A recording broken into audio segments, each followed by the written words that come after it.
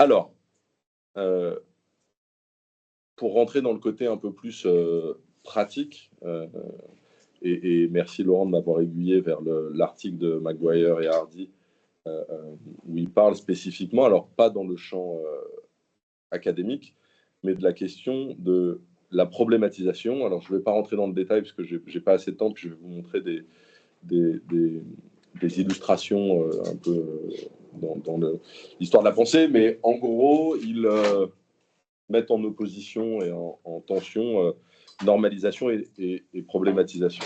La problématisation souligne la reconnaissance réflexive d'insuffisance potentielle de la connaissance. Alors, vu qu'il parle de la problématisation dans le champ social et organisationnel, je ne développe pas le reste, mais vraiment l'idée, c'est justement, mais on est en écho avec ce que dit Weber sur ce qui est évident par convention, on en fait un problème, c'est qu'il faut qu'on s'oppose à la normalisation, c'est-à-dire au fait de prendre du cas particulier et d'en faire une itération générique de quelque chose de plus large. C'est-à-dire, ce nouveau cas, bon, ça n'est que, encore une fois, la démonstration que ma théorie fonctionne. C'est-à-dire, plutôt que d'essayer d'aller y chercher du même, du normal, du similaire, on va aller chercher ce qui, dedans, pourrait révéler des insuffisances potentielles de la connaissance.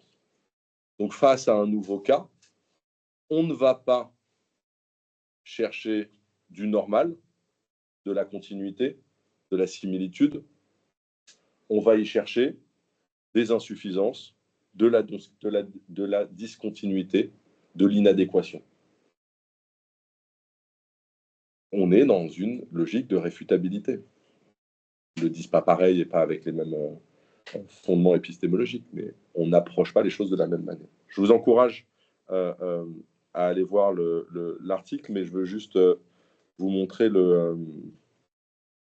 la manière dont ils opposent un petit peu trop terme à terme, à mon sens, normalisation et problématisation.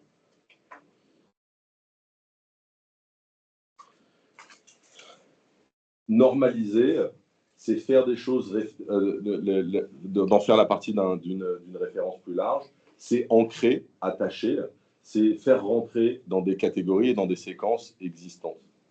Problématiser, c'est voir ce qu'il y a de particulier, de spécifique, ce qu'il y a, alors eux appellent ça innovant, moi je vais appeler ça nouveau, différent, ce qui fait question, plutôt que d'y voir de l'homogénéité, on y voit une opportunité d'hétérogénéité, de discontinuité, d'inadéquation.